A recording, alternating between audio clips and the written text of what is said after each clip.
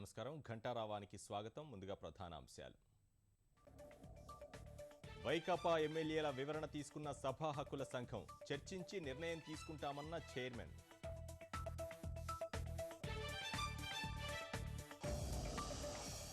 ప్రత్యేక హోదా కోసం అవసరమైతే రాజీనామాలు, వైకాపా ఎంపీలు పదవీ త్యాగానికి సిద్ధమన్న జగన్.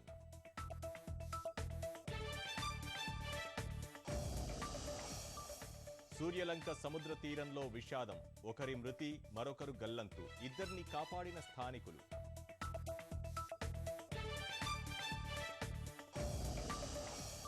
సమాజ్వాదీ పార్టీలో కొనసాగుతున్న దిద్దుబాటు చర్యలు, ములాయంతో అఖిలేష్, శివపాల్ మరోసారి చర్చలు.